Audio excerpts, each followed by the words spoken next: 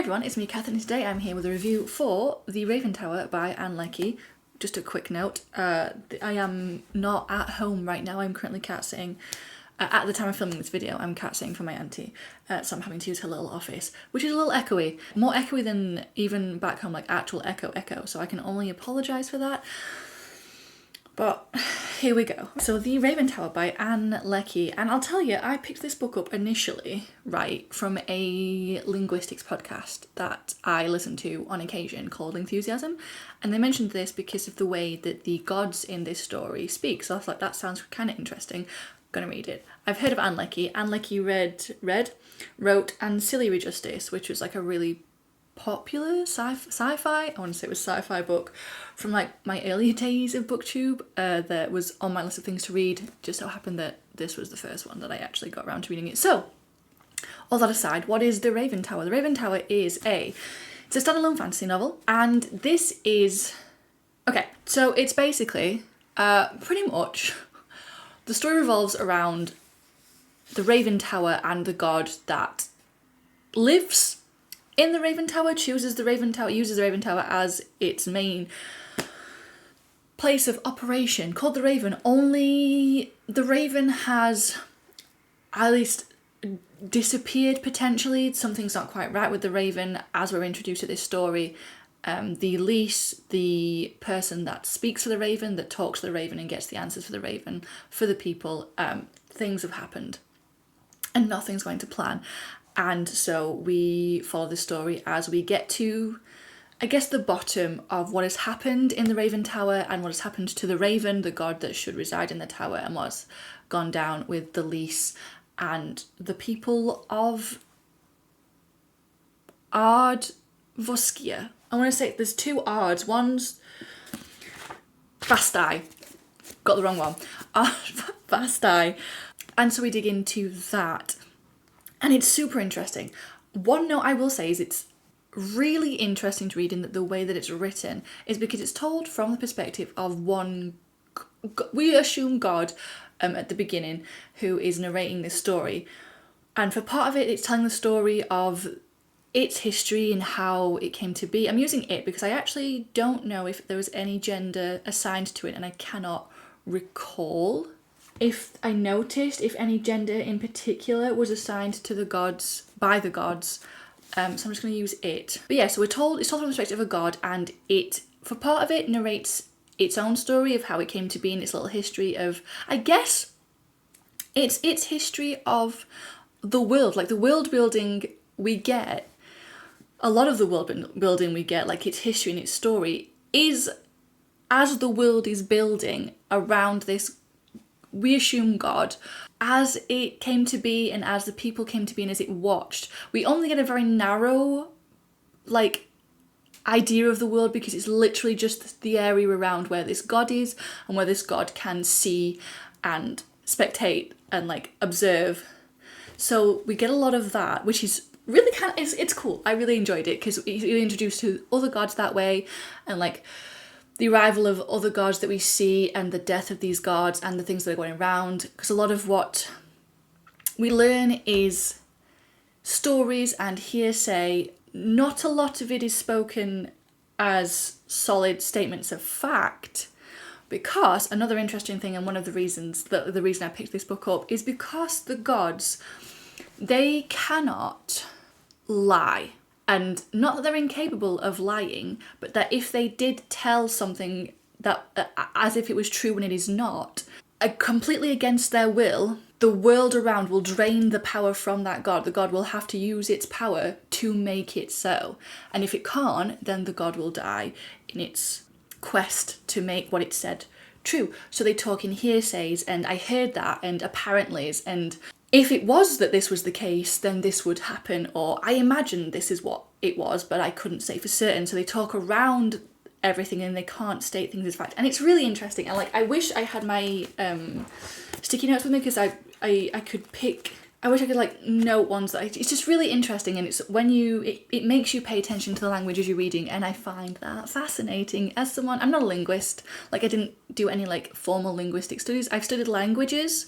Like, I've studied, like, you do the languages in, like, you know, secondary school, and then I chose to do Japanese, and I've done like little bits of language learning in between. And I also, I think I mentioned this before, I'm a qualified teacher of English as a foreign language, so we did a lot of like looking at English as a language, but I have not done any formal linguistic studies or anything like that. But I find language fascinating, and reading through this and listening to how the gods speak and noticing like how the god speaks, because while this god is telling its story of its beginning, it's also narrating the story of another character in the sort of like present day-ish. So we get the past building up to this god's history and the world's history, and building it up and how everything came to be, and how it came to be where it is today and how it is today.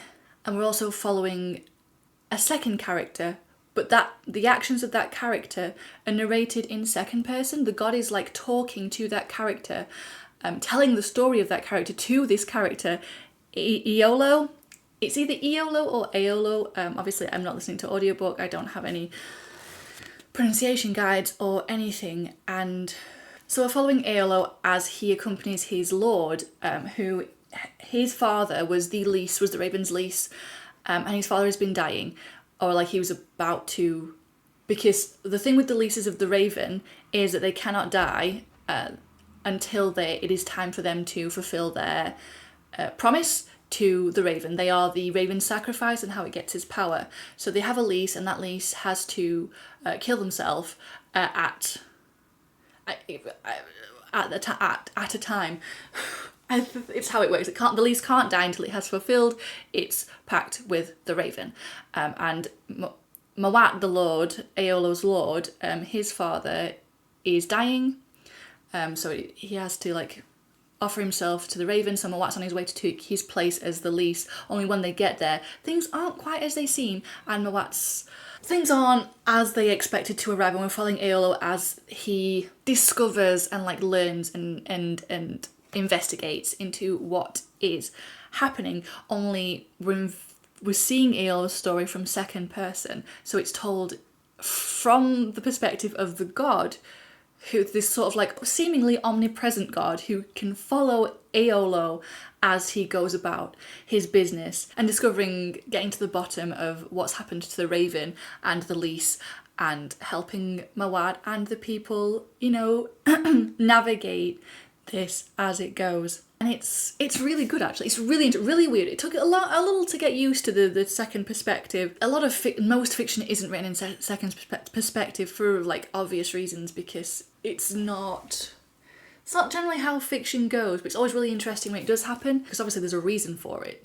There's a reason for any perspective, but like the most obvious one is like third person, because you know you're reading a story about somebody else, so third person seems the most common. First person, usually a little jarring sometimes, but you know, we're also used to reading first person because we're just following someone else's story and we have to be in that person's perspective the whole time. You is really interesting because that's the book actively calling you as the main character of this narrative, except it's not you, it's somebody else who is you, and it can be a bit jarring when trying to read that, at least for me sometimes. So it took me a little to get into it, but it's really interesting. And it sort of felt like, as we were reading it, it's sort of like a little bit like not like a actual history book, but you know, like a myths and legends stories book. It sort of felt a little like that, which I guess makes sense because we are learning through a god who can't lie. So to avoid accidentally speaking anything into truth, into existence, talks in stories, and I heard that, and you know, so that quite a few of the stories that we do get told from the god are, I heard a story about a god who did this, and it's just really interesting. Okay, it's really interesting and really good, and just really nice to actually finish. It took me a little to get to finish it because I've been in and out of reading moods, and also I hit a point that I was like, oh no, I don't know if I want to know what's going to happen next, because you know, you get a little anxious, you get a little on edge, and you don't really know how you want to like continue. So yes, that's the Raven Tower. Like, if you're looking for a standalone fantasy novel and you were okay with second person perspective, like, I would highly recommend checking this out.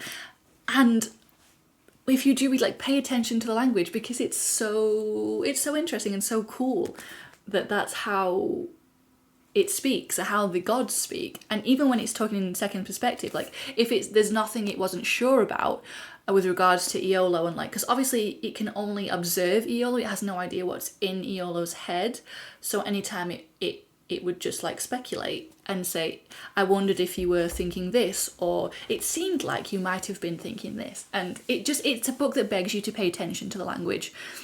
I feel like I've talked about the language a lot and not a lot about the story or the characters, but we see everything from a second perspective. It's interesting seeing, because we can only... It's not even direct. Like, we don't have Aolo's direct, like, feelings on a person and how the people are, like, seen by Aolo. We just get what this god is seeing from what Aolo is saying, and like Aolo's body language. Oh my god, I almost forgot. The Aolo is a trans character. He's a trans man. Maybe should have led with that at the beginning when talking about the characters. Oh god, I've got to fit that in somewhere. So yeah, so there we go. There's The Raven Tower by Ann Leckie. Do let me know your thoughts in the comments below. I would love to hear what you thought, and like, about the language and things. I realise I've focused on the language a lot, but that's because it's just what really interested me. And also, yeah, getting back into the swing of it. People care about plot, Catherine. Plot what plot, except it's language. It's language-based porn. Anyway, so there we go. So thanks so much for watching. I hope you have a lovely rest of your day wherever you are, and I will hopefully see you in another video very soon. But until then, take care of yourselves. Bye bye.